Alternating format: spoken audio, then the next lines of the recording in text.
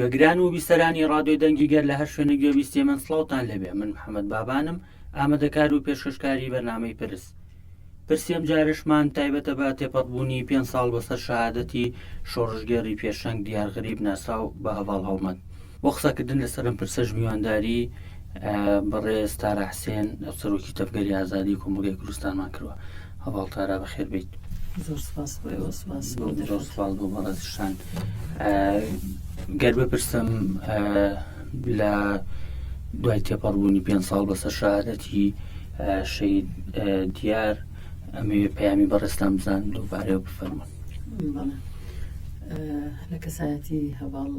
دیارە سەری ڕێز و نەوازش بۆ تەواوی شەهیدانی ڕێگەی ئازادی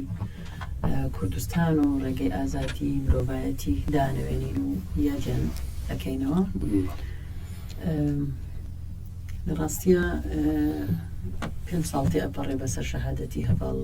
دیاردا، بەڵام بۆ گەلی کورد، بۆ هەڤاڵەکانی، بۆ تێکۆشانەکەی، بۆ ئازادی خوازان وەکو ئەوایە 5 مانگیش تێپەڕی نەکردبێت، چکە هەڤاڵ دیار کەسێتێکی ئاسایی نەبوو لە کۆمەڵگەی باشوورە، کەسێتێک بۆ بە فکر و پرۆژەکەی ناسراوە لە باشووری کوردستاندا. بەڵێگەر باز لە کەسایەتی شەید هەڵمەت و ئەو کاریگەریانی کە دروستی کرد لەسەر تەواوی توێژەکانی مەدەزانی شەید دیار هەم هاوڕێم هەواڵی تەواوی توێژەکان بووە. گەر باسێک لە کەسایەتی شەید دیار بکەین ئەتوانی چۆن پێناسی کەسایەتی بکەین؟ بەڵێ،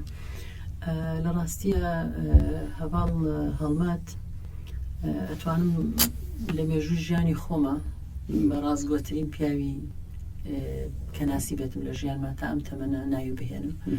ڕاستگۆ بەمانای ئەوەی کە ڕاستگۆ لەگەڵ بیر و باوەڕی خۆیە، ڕاستگۆ لەگەڵ فکری خۆیە، ڕاستگۆ لەگەڵ پراکتیکردنی وتەکانی خۆیدا لە هەموو ئەو زەهنیاتانەی کە باوەڕی پێی هەبووە. هەڤاڵ دیار هەر چەمکێک کە ڕەخنەی کردبێ و هەر پێشنیارێکی کە بۆ چارەسەری هەبوو بێ لە کەسایەتی خۆیان ڕەنگی داوەتەوە، بەر لە هەر کەسێک لە کەسایەتی خۆیان وتنەکانی خۆی پراکتیزە کردووە و کەسێک بووە ئەتوانم بڵێم ینی ئەوەی کە وتوویەتی لە ژیانی پراکتیکە 100% جێبەجێ کردووە، هیچ بۆشایەکی بۆ ڕەخنەکردن نەهێشتۆتەوە لە ڕاستیە. کەسایەتی هەڤاڵ دیار کەسێکی ئاسایی نییە، لە هەمان کاتا کە شۆڕژگێڕێکە لە هەموو بەڕاستی سوچ و پنتێکی ژیان پێناسەی نوێی هەبوو بۆی. هەڵبەتە ئەمە لە چوارچێوەی فکر و پارەدایم ڕێبەر ئۆجەلاندایە، ئەم پێناسەکردنەوەیە، بەڵام هەڤاڵ هەڵمەت وەکو مێژوونووسێک، وەکو چالاکوانێک، وەکو ئازادی خوازێک، شۆڕژگێڕێک، وەکو بیرمەندێک بەڕاستی کار و خەباتی کردووە، چ بۆ باشووری کوردستان چ بۆ تەواوی گەلی کورد لە چوار بەشی کوردستان. وتوانم بڵێم تێکۆشانێکی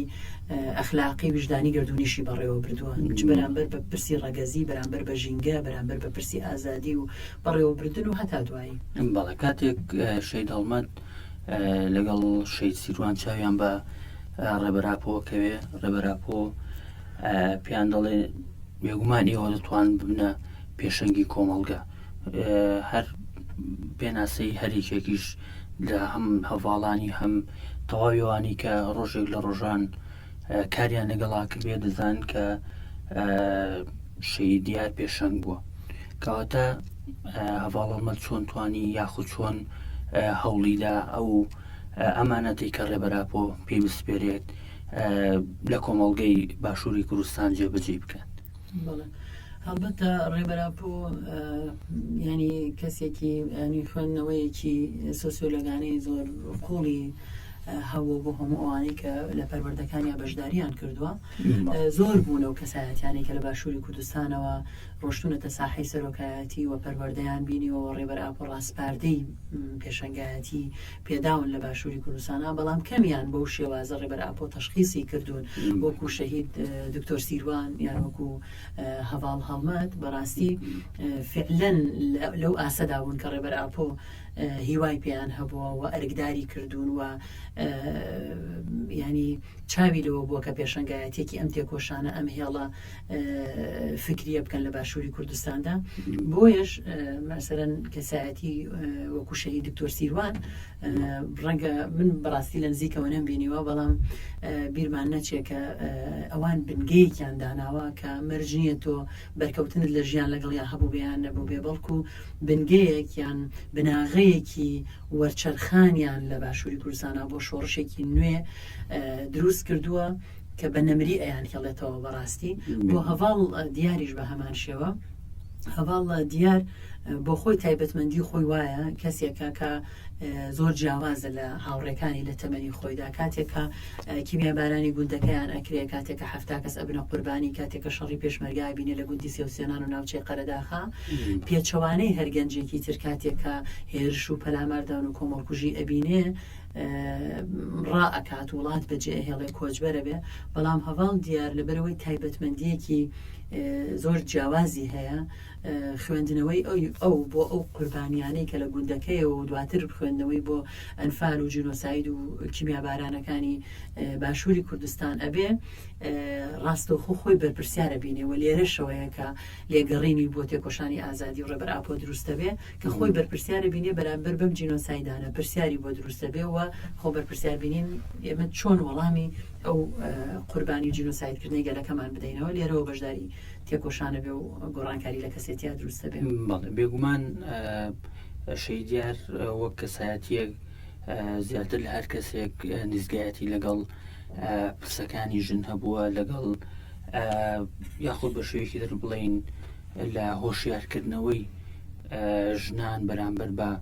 هەم مافەکانیان ئەوەی کە پێویستە ژن ڕۆڵی خۆی بگێڕێت کەواتە نزیکبوونەوەی ئەم سیاسی و هەواڵانەی هەواڵ هەڵمەت بەرامبەر بە ژن و دۆزی ژنان چۆن ناتوانین چۆن خوێنەوەی بۆ بکەین بەڵێ هەڵبەتە هەواڵ دیار ئەتوانم بڵێم پێکێنەرێکی ڕاستەقینەی پارادیگمای ڕێبەر ئاپۆیە شۆڕژگەڕێکی حەقیقیە و زۆر خوێندنەوەی بۆ هەموو ئەو پرسانە هەیە کە لە مێژووی مرۆڤایەتیدا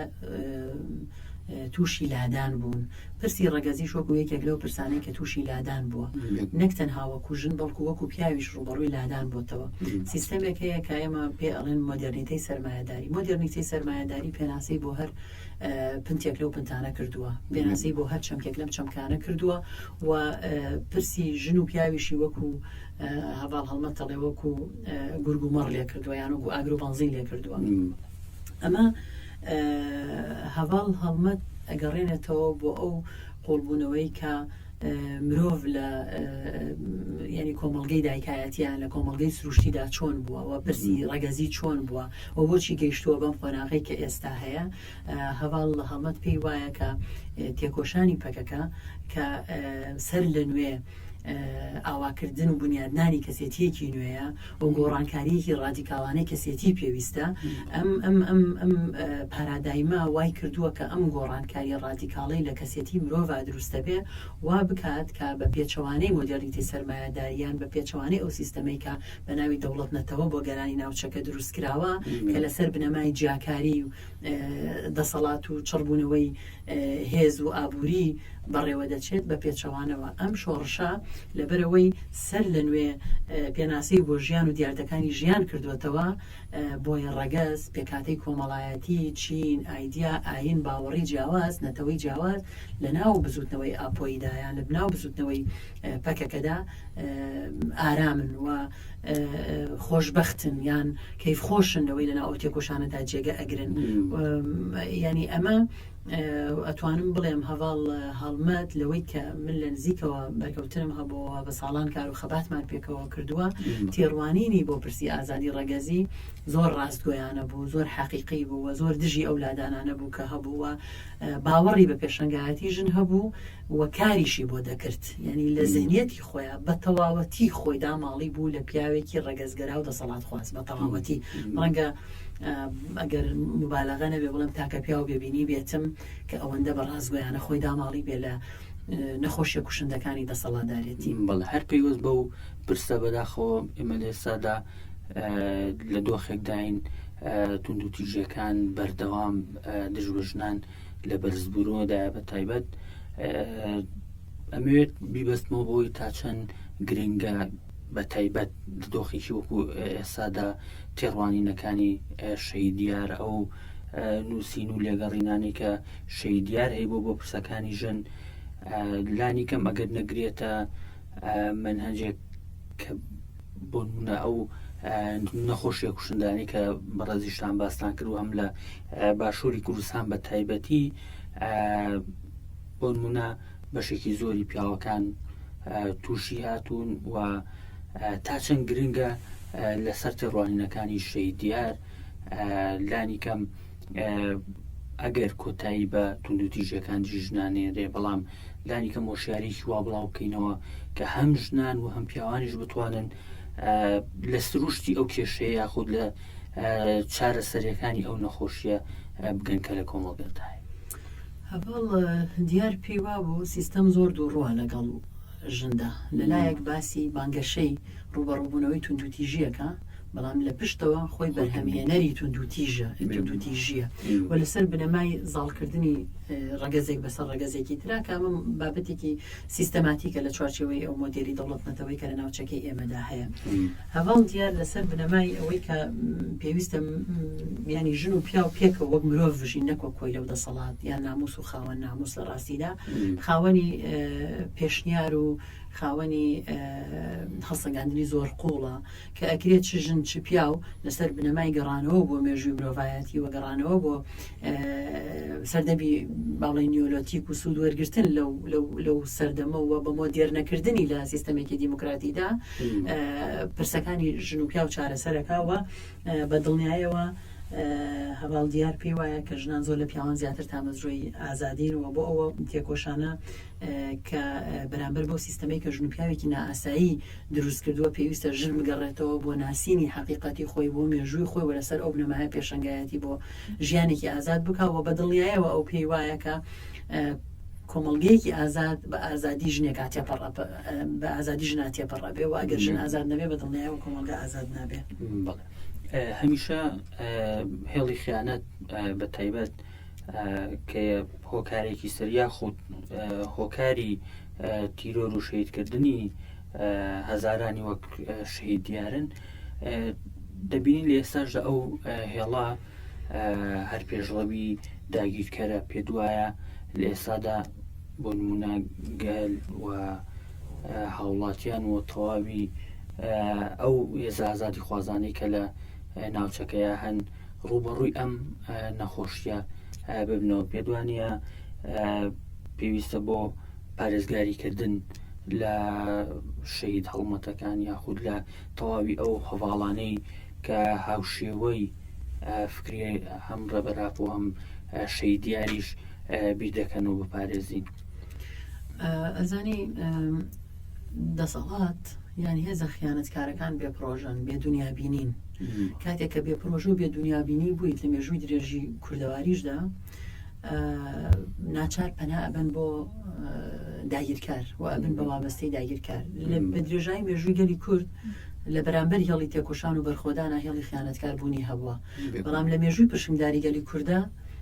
کێ نووسراوەتەوە و کێنەوانەی کە بە زیندوێتی ئەمێنەوە کێنەوانەی بەرنەفرەتی مێژووەکەونەوەکو حەسەن خەیریەکان بەداخەوە ئێستا لە باشووری کوردستان حەسەن خەیریمان زۆر هەیە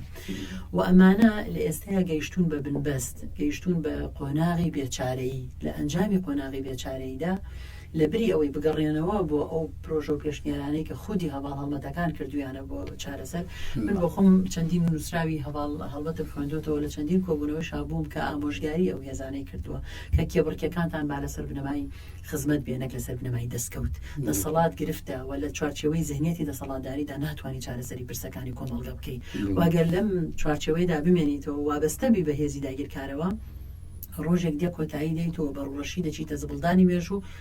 و بە دڵنیایەوە ناتوانانی درێژە بەمانەوەی خۆت بدەیت ئەم دەسەڵاتە لە بریەوەی گوێ لەم ئامۆژگاریە دڵسۆزانەی هێزە شۆڕژگێڕەکان و کەسە شۆڕژگێڕەکان بگرێ بە پێچەوانەوە دێت لە ناویان ئەبا ئەبێتە کەواسووری بەر لەشکری داگیرکاران کە بەداخەوە هەتا ئەم ڕۆژکە من و تۆ لەم بەرنامەیەداین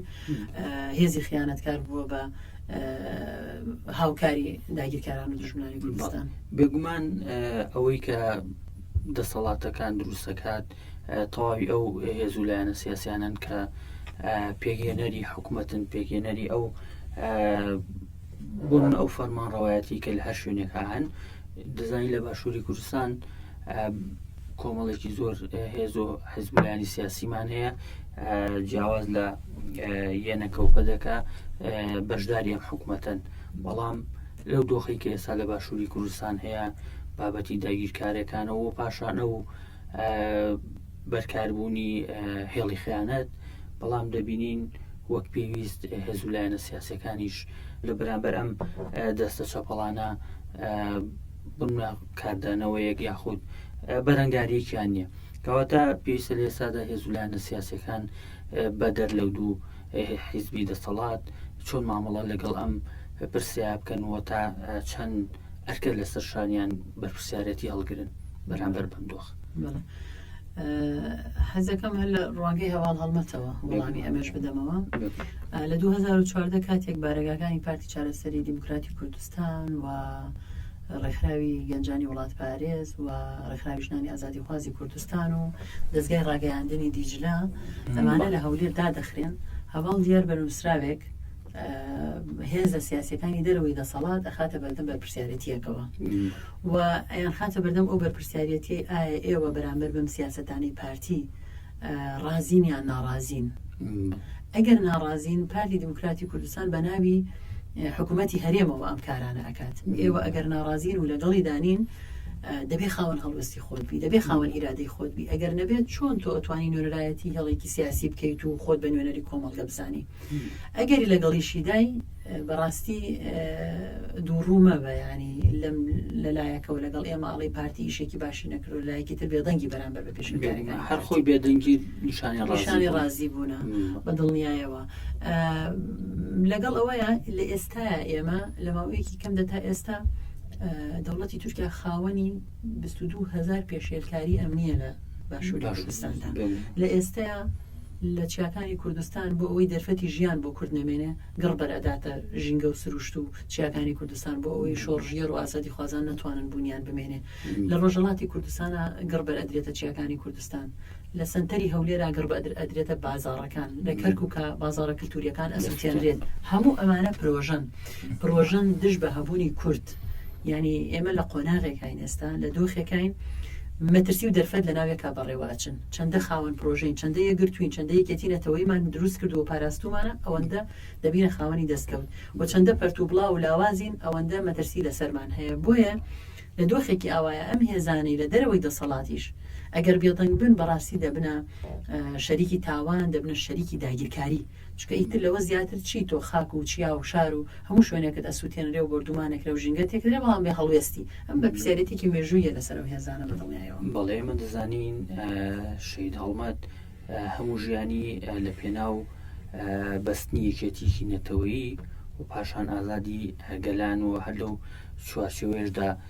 سیاسەتێکێت بەڵام دەزانی کە بەدەستی ڕەشی خیانەتی ناوخۆی شەید کراکەواتە لە چوارچێوەی تێڕوانینەکانی شەیدیار تا چەند گرنگە لە ئێسادا هێزولایەنە سیاسەکان هەنگاوی جدیتر بنێرن بەرامبەر بە بەستنی یەکێتیەکی نەتەوەیی. ئێمە دەزانین لە ماوەی 2-3 ساڵی ڕابردوودا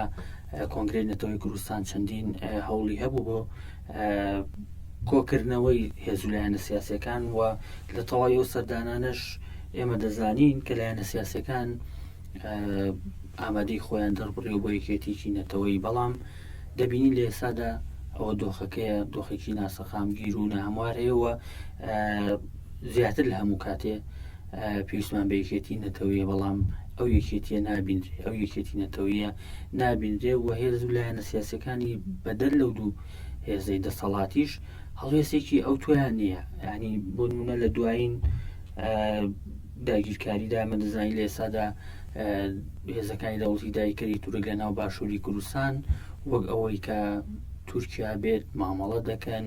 و ئاستەنگ بۆ هاوڵاتیان دروست دەکەن و دوجار باز لە دوایین و دیمەنانش دەکەین کە بڵاوکراونەتەوە لە دەڤەری بادینان و دۆک کەواتە یەکێتی نەتەوەی تا چەند گرنگە و هێزولایەنە سیاسەکان تا چەند گرنگە بەدەم بانگەوازیەکانی کۆنگرەی نەتەوەی کوردستانەوە بچن. بەڵێ هەڵبەتە بە یەکەتی نەتەوەی ئێمە توانین گەرنتی دەستکەوتەکانمان بکەین و بە ئامانجەکانمان زووتر بگەین. بە نەبوونی یەکەتی نەتەوەی وەک هەواڵ هەڵمەت هەمیشە جەختی لەسەر کردووەتەوە بە دڵنیایی ئەوەشی کە هەمانە لە دەستەچێت. بەداخەوە هەواڵ هەڵمەت ئەتوانم بڵێم بەشێکی سەرەکی قوربانی بوونی ئەو بە هۆکاری یەکەتی نەتەوەی بوو، چکە دوایین سەردانی بۆ ئاواکردنی یەکەتی نەتەوەی و هاتبوو لێرە ڕۆشنبیران بەجیا هێزە سیاسیەکان کەسایەتیەکان دۆستان وڵات پارێزان ببینێ و باسی ئەو مەدرسیانە بکە کە ئەمڕۆ ئێمە دەیبینین بەڕاستی. گرفتەکە لێرە ئەمەیە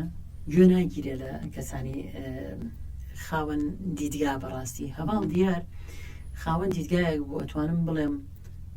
دەگمەنە ئەو کەسایەتیە شۆڕژگەڕانەی لە دنیادا کە بتوانن ئاوا پێشببینی بابەتەکان بکەن. یان ئەگەر ئێستا بچین نووسینەکانی هەواڵ دیار خوێنیتەوە لە 2000ەکان ئەمڕۆت بۆ دەرەکەوێ، لە پێشنیارەکانی بۆ لایەنە سیاسەکان ئەمڕۆت بۆ دەرەکەوێ، لە هەڵسەنگانەکانی بۆ خودی چەمکی دەسەڵات ئەمڕۆت بۆ دەرەکەوێ، بێ هەڵوەستی ئەو لایەنە سیاسیانت بۆ دەرەکەوێ. ئەگەر هێزی دەسەڵات بنمونە لە باشووری کوردستان بیزانایە تێبگەیشتە لە حقیقەت یەکێتی نەتەوەی چەند گرنگە بۆ گەلێکی وەکو گەلی کورد جینۆساید کرا و هەمیشە هەوڵدرا بە بێستات و هێشتنەوە یەک سات نەئەوەستا لە هەوڵدان بۆ یەکێتی نەتەوەی. بەڵام ذهنیەتی دەسەڵات زۆر مەترسیدارە و بەستەبوون بە داگیرکار زۆر مەترسیدارە کە بەشێکن لەمپەری بەردەم ئاواکردنی یەکێتی نەتەوەی.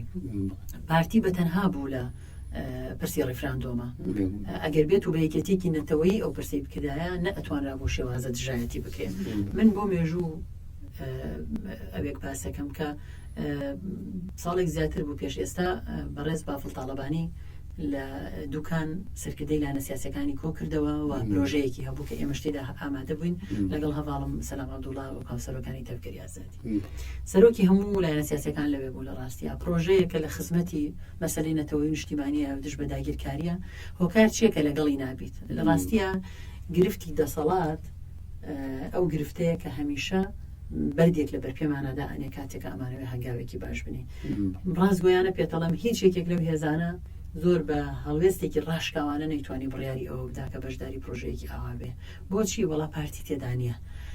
بەڵام لە کاتێکە ئەگەر تۆ دەستت لە گیرفانی خۆت بێ و خاوەنی ئیرادەی خۆت بی پێویست بەوە نیە چه هێزێک ئەوێت لە ناو پرسیەکەتی نەتەوەیە بێ با هەبێ.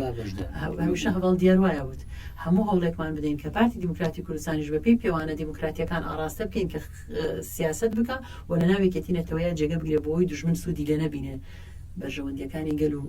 کۆمەڵگا سوودی لێ ببینێ. ئەگەر هەر نەهات هەر هێزێک ئەگەر هەر نەهات و هێزەکانی تر بەیەکەوە بڕیاریان هەبێ بانەیەت با مێژوو ئەمانە سەرڕاستکاتەوە. بەڵام بەداخەوە زۆرێک لە هێزەکان خۆیان پێ بچووکە و خاوەن ئیرادەی بڕیاردانین و خۆیان وەبەستە کردووە بە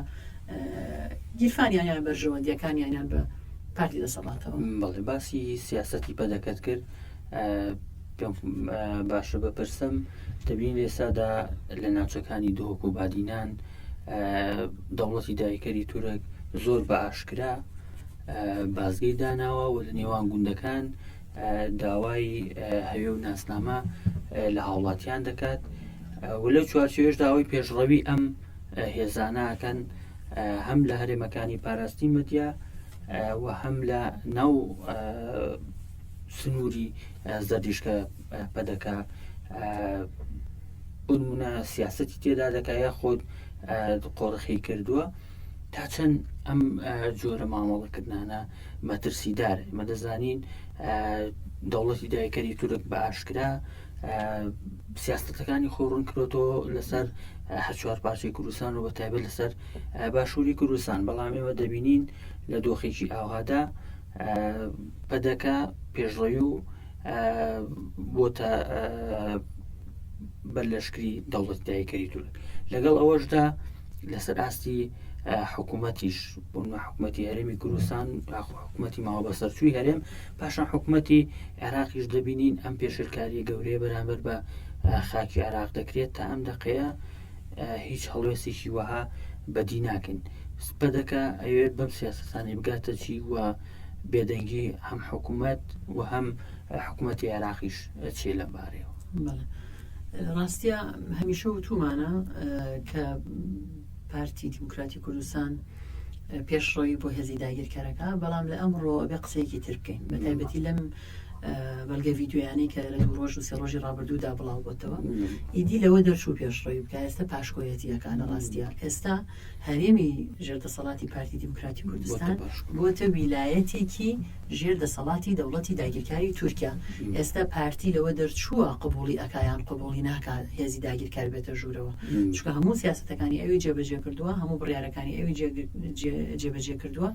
مافی ئەوەی نییە کە بڵێتەوە بۆت نییە بێتە ئێرە لە کەرکووکە چەند مانگە هەڵبژاردننی ئەنجومی پارێزگای کەرکووک کراوە حکوومەتی خۆجەیی لە کەرکووکدا تورکیا نایەوێت پارێزگارێکی کورد یان پارێزگارێکی نزیک لە یەکێتی نیشتیمانی کوردستان دابنرێ بە دڵنیایەوە پارتی جێبەجێیەکە یعنی ئێستا لە کەرکووکە پارتی بەرپرسیاری تەتریکردنی کەرکووکە لە هەموو منطقەکانی ژێردەسەڵاتی پارتیدا پارتی بەرپرسیاری تەسلیمکردنی خاکی کوردستانە دەبێ ڕۆژێک بەڕاستی بەرپرسیارانی پارتی لە مەسعود بارزانیەوە بۆ خوارەوەیان دەبێ بکەونە بەردەم دادگای مێژوو ئەم بەڵگانەی کە ئەمڕۆ هەیە ئەوانە دەبێت سزای مێژوویان لەسەر جێبەجێ بکرێ کە خاکیان واڵا کردووە کە دەرگاکانیان کردوێتەوە بۆی داگیرکاری تورکیا بێت ڕۆڵە بە ئەمەک و شۆڕژگەڕەکانی کورد شەهید بکەوە خاکەکەمان داگیر بکە بەڕاستی ئەگینا واز لە پرسی پەکەکە و تورکیا بێنە هەر لە ماوەی ئەم ساڵدا 13 هاوڵاتی مەدەنی شەهید بووە تۆ ئەگەر دەسەڵاتی ئەگەر حزبی ئەگەر حکوومەتی ئەگەر دەوڵەتی هەر مۆدێلێکی تۆ خاوەن لە خەڵکی سڤیلی خۆت دەرنەکەوی کەواتە بۆ هەیت بۆ دوور ناکەویتەوە خەڵکێکی دڵسۆز بێتە پێشەوە و خۆ بەڕێوەریکی خۆی دروستکە ینی کۆمەلگا خۆی بەڕێوە بێت تاکەی چاوەڕوان بێ بنە ماڵەکان و کەسایەتی خۆفرۆشەکان و حەسەن خەیریەکانی و نەرایەتی بۆ بکەن ڕاستیە لەبەرەوە بارودۆخی ئێستا بارودۆخێکە کە پارتی لەوە دەرچووە بتوانێت ینی ڕێگری لە هاتنی دەوڵەتی تورکیا بکە ئەوەتانێ بە هەشتا بنکە و بارەگای سەربازی فەرمی ئێستا لە خاکی باشووری کوردستان هەیە هەڵبەتە حکوومەتی عێراقیش بمانەوێ نەمانەوێ شتێک هەیە دیفاکتۆیە تا ئێستا کە هەرێمی کوردستانە کاتی هەرێمی کوردستان هاوسنوورە و ئەم هەرێمە بەڕێوە ئەبات بێدەنگ بێ حکوومەتی عێراقیش زۆر خۆی بەرپرسیار ناکە هەر چەندێ لێرە و لەوێ هێزێکیان هێزێکی عەسکەری یان هێزێکی سیاسی هەڵوێستی بەڕاستی هەنێک جار زۆر ڕادیکاڵانترە لە دەسەڵاتی کوردی بەڵام ئەمە تێر ناکە بە ڕووبەڕووبوونەوەی ئەو پێشێرکاریە سەروەری لەسەر عێراق و هەرێمی کوردستان هەیە بەڵێ ئێمە دەزانین بەشێکی زۆری ئەو پێشێرکاریانە و پاشانە و دۆخی لە باشووری کوردستان هەیە غیابی حکومڕانیە تەواوی دەسەڵاتەکان لە هەرێمی کوردستان ماوە بەسەر چوونە یاسایین یاخود قۆڕەخراون لەلایەن پەدەکەوە کەواتە پێدوانی ئەمە درێژەدان بۆ بەم دۆخی ئێستا هێز و لایەنە سیاسەکان ناتوان هەنگاوێکی وا بنێن بەرەو ئەنجامدانی هەڵبژاردنێک یاخود ئەمە پێدوانیە بۆ درێژەدان بەمە یاخود درێژەدان بەمە هۆکاری دواخستنی هەڵبژاردن و ڕێک نەکەوتنی هێز و لایەنە سیاسەکان بێ لەسەر دیاریکردنی کاتێکی دیاریکراوە بۆ هەڵبژاردن بە تایبەت لە ئێستادا هەم بە وتەی کۆمسیۆنی عێراق و هەم تەواوی هێز و لایەنە سیاسەکان هەموو ئامادەکاریەکانی هەڵبژاردن هەیە بەڵام ئەوە پەدەکە و سەرۆکی هەرێمە نایەوێت کاتێک دیاریکا بۆی هەڵبژاردنێک بڕۆلانی کەم لە غیابی دەسەڵاتدا نەتوانرێت ئەم دۆخە زیاتر بەرەو پێش بدرێت هەڵبەتە هەواڵ دیار لە 2006 و 2007 هەڵسەنگاندن بۆ ئەم بارودۆخەکە و بەهێز و لایەنە سیاسەکان هەڵێ ئەگەر بێت و تێگەیشتێکی قوڵمان بۆ سیستەمی یان بۆ مۆدێرنیتەی سەرمایەداری و دەوڵەت نەتەوە نەبێ ئەگەر تێگەکانی مۆدێرنیتەی سەرمایەداری تێنەپەڕێنین لە بازنەیەکی خولاوەدا بین و بێ ئەنجامە بێنینەوە ئێستا ئێمە لە بێ ئەنجامیەکە داینستا ئێمە وەک گەل لە باشووری کوردستان هێزە سیاسیەکان لە ئێستاە لە ناو ئەنجام داین ئەنجامێکی چی ئەنجامێکی بەدەست نەهاتوو ئەنجامێکە لە بازنەیەکی بێچاری خولانەوەدایە بۆچی لەبەرەوەی بە باوەڕی من ئەم پرسی هەڵبژاردن و ئەمانە بکرێت نەکرێت ئەم دەسەڵاتە گەیشتووە بە بنبەست کۆتایی هاتووە بەڕاستی لەسەر کات ماوەتەوە بۆچی چونکە ناتوانێت لە دەرەوەی ئەو ذهنیەتە باوەی کە سیستەم دایناوە وەڵامی پێویستەکانی کۆمەلگا بداتەوە کۆمەلگا ئیدی ڕازی نییە بۆ فۆرمەی کە دەوڵەت پرسی کارگەڕی و پرسی کۆمەلگەی تێکەڵ کردووە بە یەکاو ناویناوە دەوڵەتی نەتەوەی و ئەوە چەند کەسێک یان چەند گروپێکیان چەند پارتێک بتوانێت نوێنەرایەتی ئەو خەڵکە بکە ئیدی ئەم مۆدلە بەسەر چووە ئێستا شەڕی پارادایمەکانە ئێستا مۆدلێکی نوێ دەبێ بێتە پێشەوە کە هێڵە فکریەکەی هەڵمەتەجا هەر هێزێک پێی خۆش بیان پێی ناخۆش بێ باشووری کورسان یەک تاکە چارەسەری مابێ ئەوەیە کە لە چوارچەوەی پارادایمی ڕێبەر ئۆجەلانە هەواڵ دیارغەری بە زمانێکی زۆر سادەی سۆرانی پێشکەشی کردووە بە کۆمەڵگەی باشووری کوردستان و هێزە سیاسیەکان کە چۆن ڕێبەر ئاپۆ هەردوو یان ئەو فۆرمەی کە بۆ کۆمەلگا و ئیدارە یان کارگەڕی تێکەڵ کراوە لە مۆدلی دەوڵەتی نەتەوەیە ڕێبەر ئاپۆ جای کردووەتەوە دوو فۆرمی جیاوازی داناوە فۆرمێک بۆ کۆمەلگا کە مۆدلی نەتەوەی دیموکراتی و خۆسەری هەرێمەکان و کۆنفیدراڵیە بۆ بەڕێوەبردننی هەرێمەکان لە بەرامبەر ئەو مۆدلی دەوڵەت نەتەوەیە وەک چارەسەرێک جگە لەمە هیچ چارەسەرێکی تر نیە ئەنجا ڕۆشنبیر هەیە کەسایەتی هەیە هێزی سیاسی هەیە لە باشووری کوردستان ئەگەرێوێ بەرەو کەناری ئارامی ئەم کۆمەلگایە با ئەگەرێوێ لە ناو دۆخە پڕمەترسی و دەرفەتەدا چارەسەرێک بدۆزێتەوە بۆ کێشەکان هەر کەسێک هەیە با ببێ ئۆپۆزیسیۆنە دەسەڵاتە ئیسلامیە ئەلمانیە با بچێت بە دوای پارادایمەکەی ڕێبەر ئۆجەلان و پێشنیارەکانی هەواڵدیار جێبەجێ بکە بە دڵنیایە و باشووری کوردستانەگا بۆ ئامانجانەی کە هەیەی بە پێچەوانی شەو بە دڵنیایە ئەوەشی هەیە بۆ لە دەستیەچێ گەر دوایین پرسیار بکەم لە هەر شوێنێکستەم هەبوو بێ شەی دیار لەوێ ئامادەی هەبوو کەواتە لەو دۆخی ئێستایا کە بێگومان ستەمێکی گەورە لە کورد دەکرێت لە هەر چوار پارچەی کوردستان بەداخۆ بەشێکی ستەمەکە لە سەر دەستی هێزە ناوخۆیەکان کە پەدەکە پێشنگایەتیان دەکات کەواتە چۆن دەتوانین بۆ ڕوبەڕووبوونەوەی ئەو دۆخی ئێستا هەیە خاوەنداری لە شەهیدەکان و پاشان شەهید دیار بکەین بۆ ئەوەی ڕوبەڕووی ئەو دۆخە بوەستینەوە بە قسەیەکی هەواڵ دیار خۆی باسی ئەوی شەهیدان بکەین کە زۆر دژبەر بوو بەرامبەر بەوەی کە ئەم سیستەمە هەوڵەدا شەهید هاوتا بکا بە بڕێک پارە شەهیدی سەرکردە و شەهیدی ئاسایی و نازانم جاش و هەموو تێکەڵ کراوە بە یەکترا هەمیشە ڕخنەی لەوە هەبوو کە قوربانیان لە بەهای مۆراڵی دابڕاون ینی بەراورد دەکرێن بە بڕێک پارە یان زەویەکیان دەستکەوتێک و ئیمتیازێک بەڵام لە ناو تێکۆشانەکەی هەواڵ دیارە ئێشەکان شەهادەتەکان وەرئەگەڕێن یان وەرئەچەرخێنرێن بۆ هێزی شۆڕژگەڕی ئەمە مێژوویەکی هەزاران ساڵی گەلی کورد هەیە هەواڵ دیار شەخص نییە هەواڵ دیار مێژووە هەواڵ دیار نوێنەرایەتی 2500 ساڵ تێکۆشانی ئازادی گەلی کوردەکە و نوێنەرایەتی داهات و تریژەکە چونکە هەڵگری میراسێک بووە کە لە ڕابردووی ئێمەدا تێکۆشانی کردووە و بە دڵنیایەوە خوێندکارگەرێکیشی پەروەردە کردووە کە میراسەکەی ئەوڵ بگرێتەوە و ڕوبەڕووی ئەو سیستەمە نادات پەروەرانە ببێتەوە کە هەواڵ هەڵمەت ڕوبەڕووی بووەتەوە لە ڕاستیە بۆیە بە دڵنیایەوە گەورەترین تێکۆشان گەورەترین وەفاداری و گەرنتیکردنی گەیشتن بە ئامانجەکان درێژە پێدانە بە ڕێگەی شەهیدیار و تەواوی شەهیدانی ڕێگەی ئازادی و پارادیمایی کە ڕێبەر ئۆجەلان بۆی بەجێ هێشتوین وەک تاکە هیوا وەک تاکە چارەسەرێک چ بۆ باشووری کوردستان چ بۆ گەلانی دیکەی ڕۆژەڵاتی ناوەڕاست ئێمە دەیبینین وەلەو چوارچێوەیەدا بە دڵنیایەوە کە ڕێبوارێکی ڕێگەی ئەو شەهیدانە ئەبین بۆ گەیاندنی ئامانجەکانی ئەوان لە چوارچێوەی فەلسەفە و مۆدلی نەتەوەی دیموکراتی و خۆبەڕێوەبەری دیموکراتیدا بەڕێز تارە حسێن هاوسەرۆکی تەبواری ئازادی دووبارە سوپاس بۆ ئامادەبوون لەم بەرنامێ زۆر سپاس بۆ دەرفەت بەڵێ بەڕێزان لە کۆتاییدا درود بۆ ڕۆحی شەهیدیار زۆر سپاس بۆ هێشتا و ێسەبی سەرمان بوون تا پرسێکی دیکە ئاسوودە بن